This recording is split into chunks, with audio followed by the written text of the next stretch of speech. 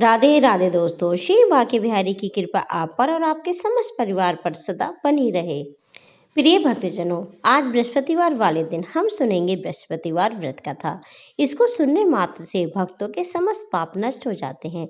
तो चलिए प्रसन्न मन से भक्ति भाव से सुनते हैं बृहस्पतिवार व्रत कथा। प्राचीन समय की बात है। भारत में एक राजा राज करता था। वह बड़ा प्रतापी और दानी था।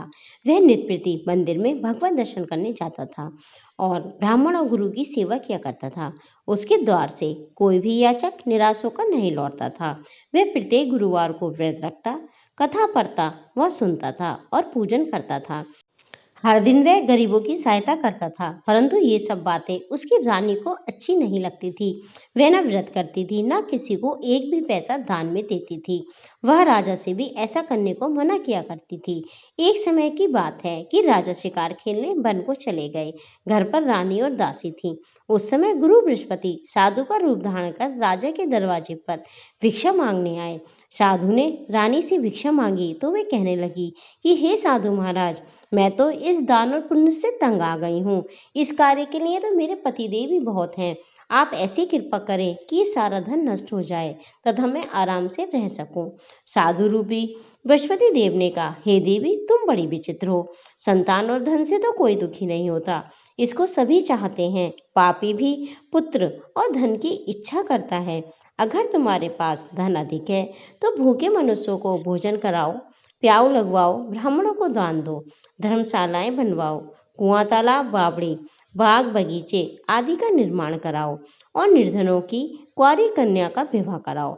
साथ ही यज्ञ आदि भी किया करो। इस प्रकार के कर्मों से आपके कुल का और आपका नाम परलोक में भी सार्थक होगा एवं तुम्हें स्वर्ग की प्राप्ति होगी। परंतु रानी साधु की बातों से खुश नहीं हुई। उसने कहा, हे साधु महाराज, मुझे ऐसी धन की आवश्यकता नहीं है जिसको मैं अन्य लोगों को दान देती फिरूं तथा जिसको रखने और संभालने में ही मेरा सारा समय नष्ट हो जाए। साधु ने कहा, हे देवी, यदि तुम्हारी ऐसी इच्छा है तो जैसा मैं तुमको बताता हूँ तुम वैसा ही करना। बृहस्पतिवार के दिन घर आंगन को गोबर से लीपना, अपने केशों को पीली मिट्टी से धोना, केशों को धोते समय स्नान करना, राजा से कहना वे हजामत बनवाएं, भोजन में मांस मदिरा खाना, कपड़े धोबी के धुलने देना। इस प्रकार 7 बृहस्पतिवार करने से तुम्हारा सब धन नष्ट हो जाएगा। यह कहकर साधु महाराज रूपी बृहस्पति देव अंतर ध्यान हो गए। रानी ने साधु के कहने के अनुसार 7 बृहस्पति तक वैसा ही करने का विचार किया।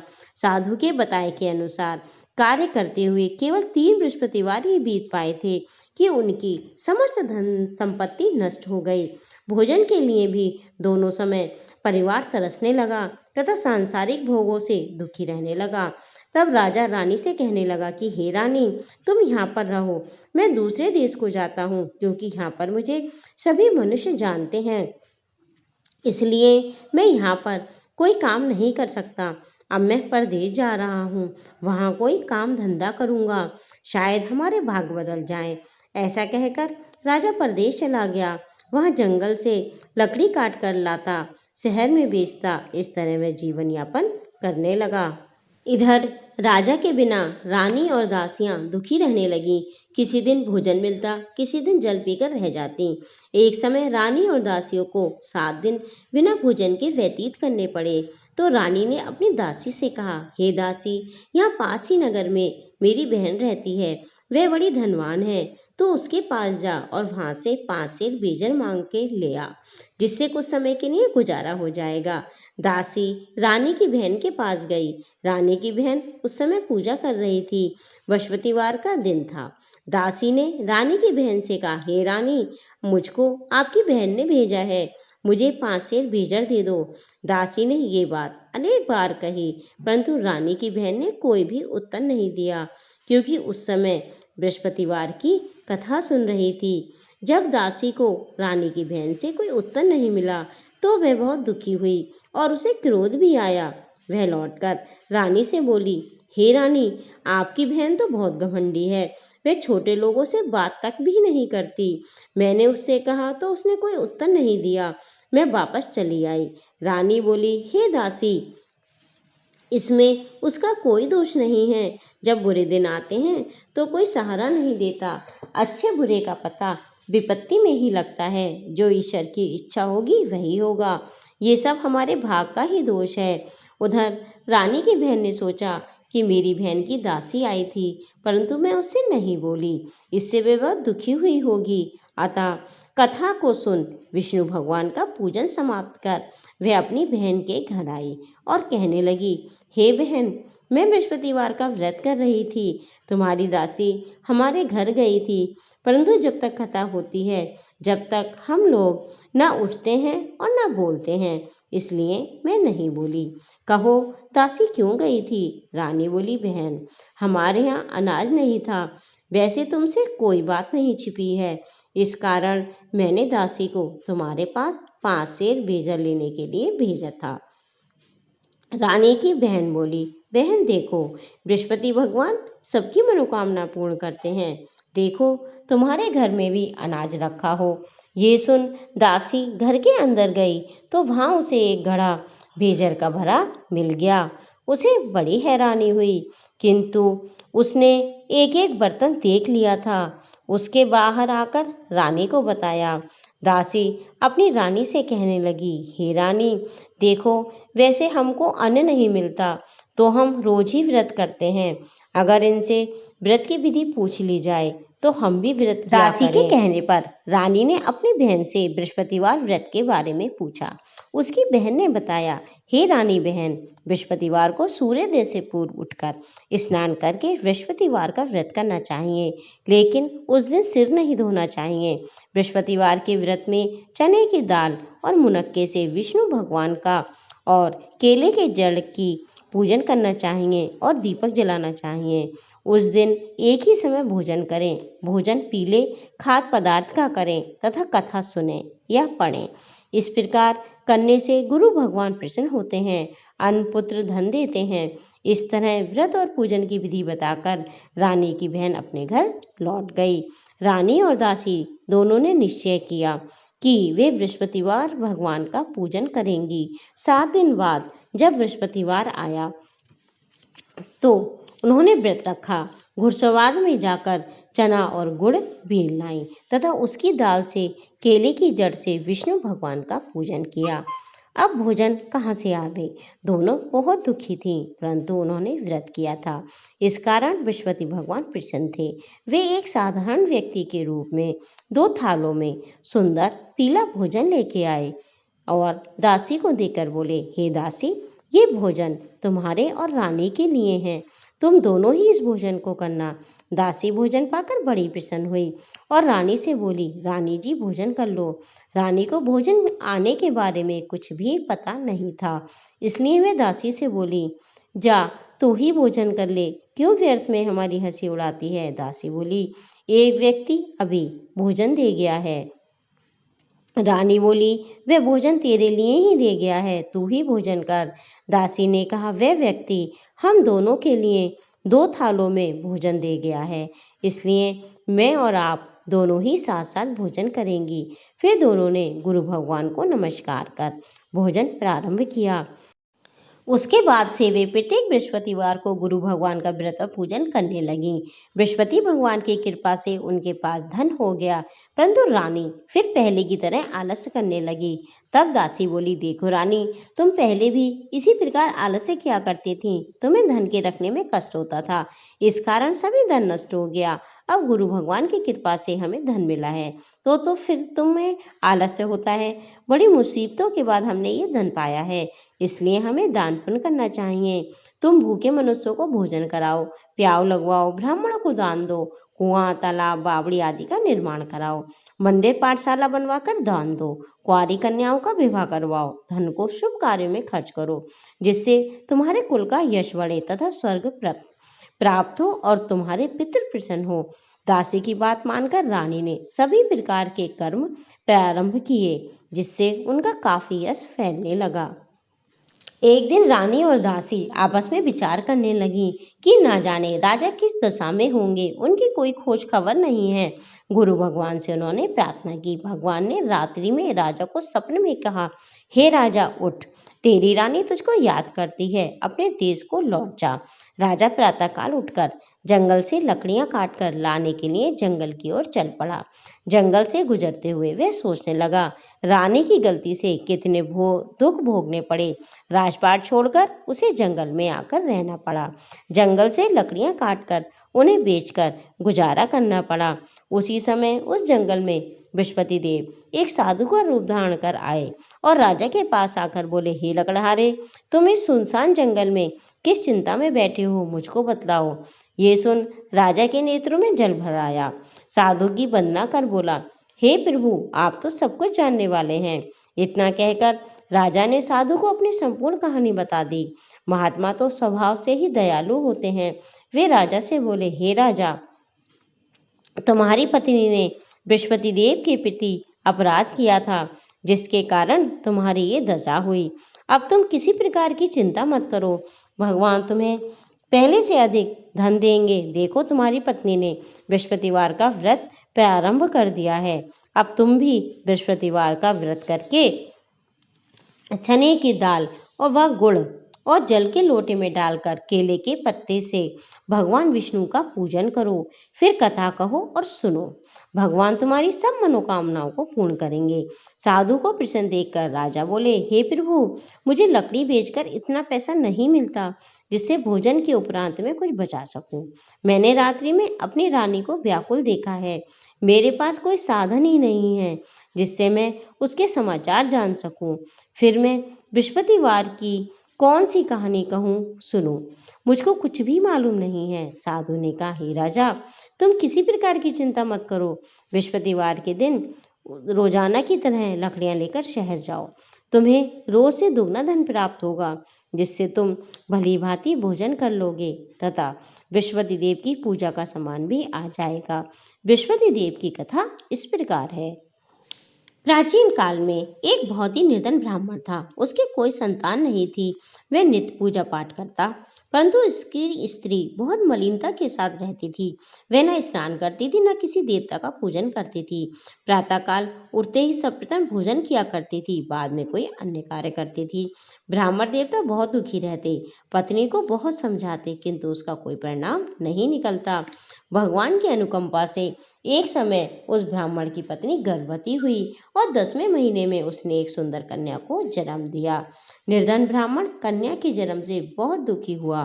धीरे धीरे कन्या बड़ी होने लगी। बचपन से ही उस कन्या की रुचि भगवान विष्णु की पूजा में थी। वह प्रातःकाल उठते ही स्नान आदि करके भगवान विष्णु की पूजा करने मंदिर में जाती थी।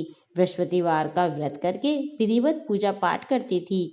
पूजा पाठ करने के बाद वह पढ़ने के लिए पाठशाला जाती और घर से निकलते समय वह मुट्ठी में जौ भरकर ले जाती और पाठशाला के रास्ते में थोड़े थोड़े से जौ गिराती जाती थी। जब वह कन्या पाठशाला से घर लौटती तो जौ के दाने सोने में बदले हुए मिलते थे।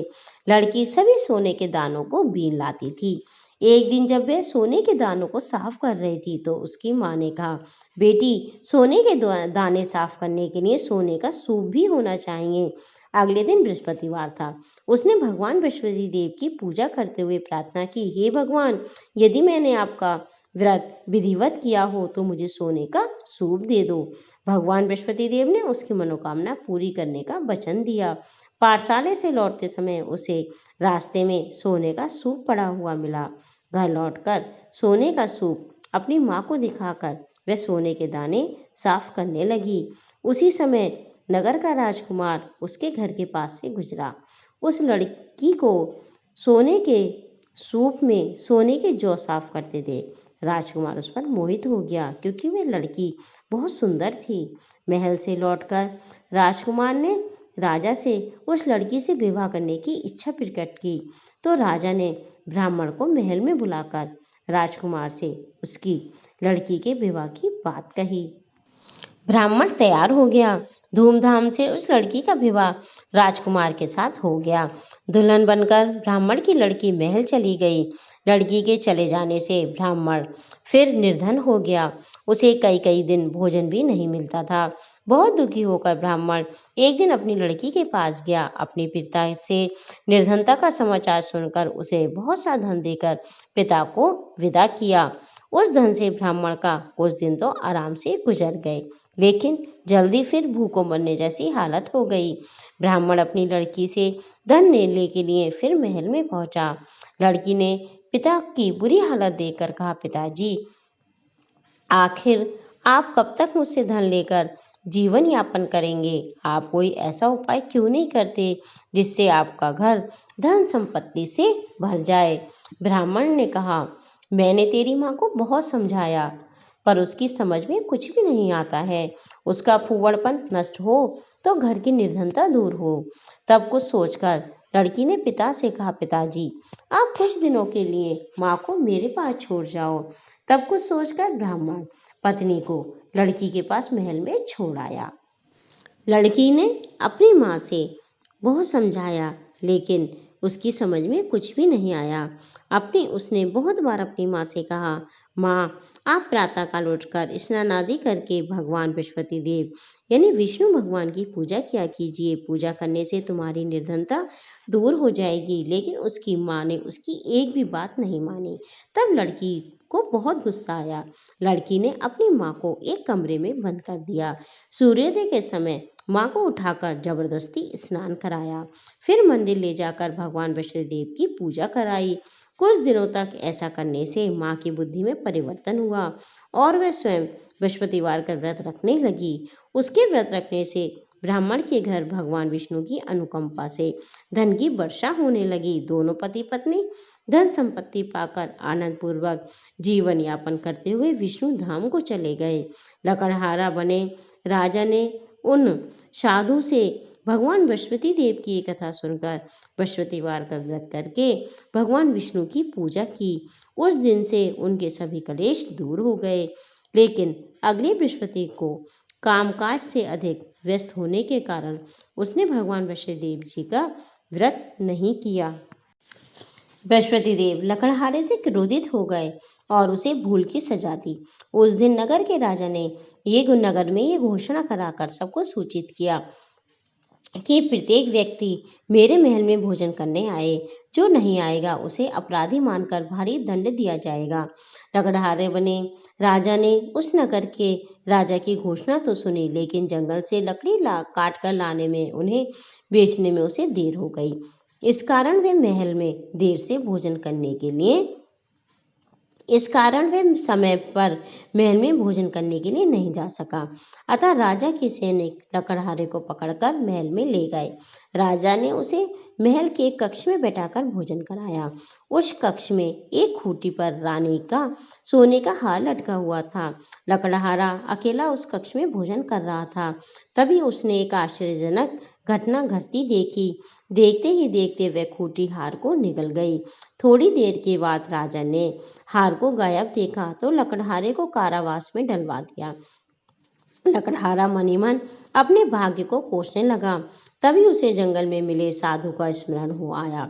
थोड़ी देर में भगवान बृहस्पति देव सन्यासी के रूप में उसके सामने प्रकट हुए और कहा, हे लकड़हारे, तूने भगवान बृहस्पति देव की पूजा नहीं की, इस कारण तुझे ये कष्ट हुआ है। लेकिन अब चिंता मत करो। बृहस्पतिवार के दिन कारागार के दरवाजे पर तुम्हें कुछ पैसे पड़े मिलेंगे। उन पैसों से भगवान बृहस्पति देव का व्रत करके उनकी पूजा करोगे तो तुम्हारे सभी कष्ट दूर हो जाएंगे। बृहस्पतिवार के दिन दरवाजे पर पड़े पैसों से चने और गुड़ मंगाकर लकड़हारे ने बृहस्पतिवार की कथा कही तो भगवान बृहस्पति देव ने प्रसन्न होकर उस नगर के राजा को स्वप्न में लकड़हारे को कारागार से मुक्त करने को कहा। सुबह राजा ने अपने कक्ष में आकर देखा तो खूंटी पर रानी का हाथ टंगा हुआ था। राजा ने लकड़हारे को मुक्त कर दिया और उसे धन और आभूषण देकर विदा किया। लकड़हारा बना राजा अब उस नगर से चलकर अपने नगर में पहुंचा तो उस नगर में कुएं, धर्मशालाएं, बाग बगीचे देखकर बहुत प्रसन्न हुआ। राजा ने किसी से पूछा, ये कुएं और धर्मशालाएं किसके हैं, किसने बनवाए हैं? तब सबने बताया कि ये रानी और दासी ने बनवाए हैं। अब जब राजा महल में पहुंचा तो रानी ने उसका भव्य स्वागत किया। राजा ने निश्चय किया, सप्ताह में एक बार तो सभी बृहस्पतिवार का व्रत और पूजन करते हैं, परंतु मैं प्रतिदिन व्रत किया करूंगा तथा दिन में 3 बार कथा खा करूंगा। अब राजा हर समय दुशाले में चने की दाल बांधे रखता था और दिन में 3 बार बृहस्पति देव की कथा कहता। कुछ दिनों के बाद राजा को अपनी बहन की याद आई। एक दिन घोड़े पर सवार होकर राजा अपनी बहन से मिलने चल दिए। तभी राजा नगर के बाहर पहुंचे ही थे कि उन्होंने कुछ लोगों को एक शव ले जाते हुए देखा। राजा को स्मरण हो आया कि आज उसने किसी को बृहस्पतिवार के व्रत की कथा नहीं सुनाई है। राजा ने उन लोगों को रोककर कहा, भाइयों, आप शव को ले जाने से पहले मुझसे बृहस्पतिवार की कथा सुन ले। लोगों ने राजा पर क्रोधित होते हुए कहा, तुम पागल तो नहीं हो? लेकिन कुछ बड़े बूढ़ों ने कहा, अच्छा भाई, साथ में चलते चलते तुम अपनी कथा भी सुना लो। राजा ने चलते हुए आधी कथा ही सुनाई थी कि सब हिलने लगा। राजा के पूरी कथा सुनाते ही सब उठकर बैठ गया। लोगों ने हैरानी से दांतों तले उंगली दबाई और अगले बृहस्पतिवार से भगवान बृहस्पतिवार का व्रत करने तथा कथा सुनने का निश्चय कर लिया। अब घोड़े पर सवार होकर राजा चलते हुए एक किसान के पास पहुंचे। किसान अपने खेत में हल चला रहा था। राजा ने कहा, अरे भाई, मुझसे बृहस्पतिवार की कथा सुन लो। किसान झुंझलाकर बोला, अरे भाई, देख नहीं रहे हो, जितनी देर में मैं तुम्हारी कथा सुनूंगा उतनी देर में तो मैं पूरे खेत में हल चला लूंगा। राजा निराश होकर चलने लगे। तभी किसान के बैल लड़खड़ाकर जमीन पर जा गिरे। किसान के पेट में भी जोरों का दर्द होने लगा। उस किसान की पत्नी जब खाना लेकर आई तो उसने किसान से इस बारे में पूछा। किसान ने घुड़सवार की पूरी कहानी सुनाई। किसान की पत्नी दौड़ती हुई राजा के पास पहुंचकर हाथ जोड़कर बोली, भैया, मैं तुम्हारी कथा सुनने को तैयार हूँ। राजा ने उसके खेत पर पहुंचकर बृहस्पतिवार की कथा सुनाई। तभी बैल उठ खड़े हुए।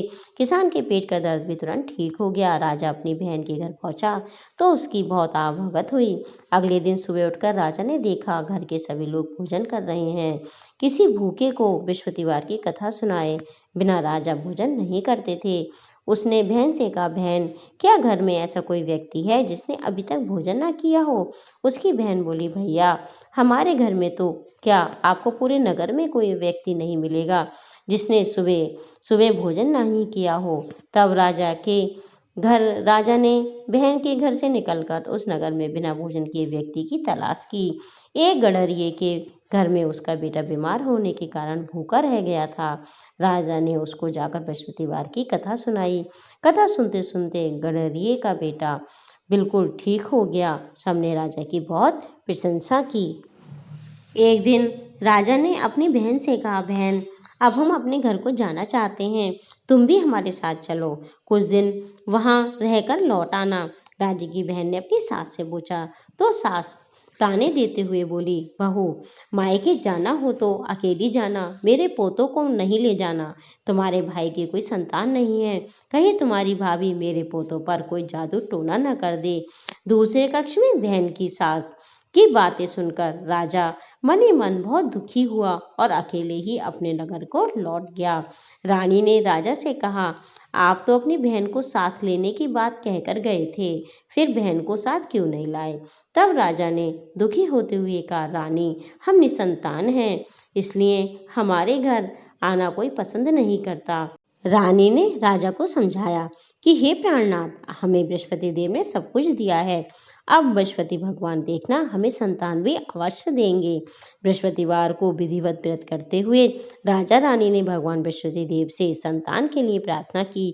कुछ दिनों के बाद उन्होंने स्वप्न में दर्शन देते हुए कहा, हे राजन, तेरी मनोकामना अवश्य पूरी होगी। 1 सप्ताह के बाद ही रानी गर्भवती हो गई। 10वें महीने रानी ने एक सुंदर पुत्र को जन्म दिया। राजा रानी जीवन पर्यंत बृहस्पतिवार का व्रत करते रहे। उनके घर में धन की वर्षा होती रही। इस तरह आनंद पूर्वक जीवन यापन करते हुए राजा रानी भगवान विष्णुदेव की अनुकंपा से मोक्ष को प्राप्त करके सीधे बैकुंठ धाम को पहुंच गए। बृहस्पतिवार को विधिवत व्रत करके जो स्त्री पुरुष भगवान विष्णु की पूजा करते हैं, भगवान उनकी सभी मनोकामनाओं को पूर्ण करते हैं। भक्तजनों, जो संसार में सच्चे मन से बृहस्पति देव की कथा पढ़ते हैं अथवा सुनते हैं, बृहस्पति भगवान उनकी समस्त मनोकामनाएं जल्द ही पूर्ण करते हैं। बोलिए बृहस्पति भगवान की जय। अब हम सुनेंगे आरती। ओम जय बृहस्पति देवा, स्वामी जय बृहस्पति देवा। छिन छिन भोग लगाओ, कदली फल मेवा। ओम जय बृहस्पति देवा। तुम्हें पूरण परमात्मा, तुम्हें अंतर्यामी, स्वामी तुम्हें अंतर्यामी। जगत पिता जगदीश्वर, जगत पिता जगदीश्वर, तुम सबके स्वामी। स्वामी जय बृहस्पति देवा। चरणामृत निज निर्मल, सब पातक हरता, स्वामी सब पातक हरता। सकल मनोरथ दायक, सकल मनोरथ दायक, कृपा करो भरता। स्वामी जय बृहस्पति देवा। तन मन धन अर्पण करे, जो जन शरण पड़े, स्वामी जो जन शरण पड़े। प्रभु पे कट तब हो कर, प्रभु पे कट तब हो कर, आकर द्वारि खड़े। ओम जय बृहस्पति देवा। दीन दयाल दयानिधि भक्तन हितकारी, स्वामी भगतन हितकारी। पापी दोष सब हरता, पापी दोष हरता, भव बंधन हारी। ओम जय बृहस्पति देवा। सकल मनोरथ दायक, सब संशय टारो, स्वामी सब संशय टारो। विषय विकार मिटाओ, संतन सुखकारी। ओम जय बृहस्पति देवा। जो कोई आरती तेरी प्रेम सहित गावे, स्वामी प्रेम सहित गावे। ज्येष्ठानंद आनंद सो निश्चय फल पावे। ओम जय बृहस्पति देवा। स्वामी जय बृहस्पति देवा। बोल बृहस्पति भगवान की जय।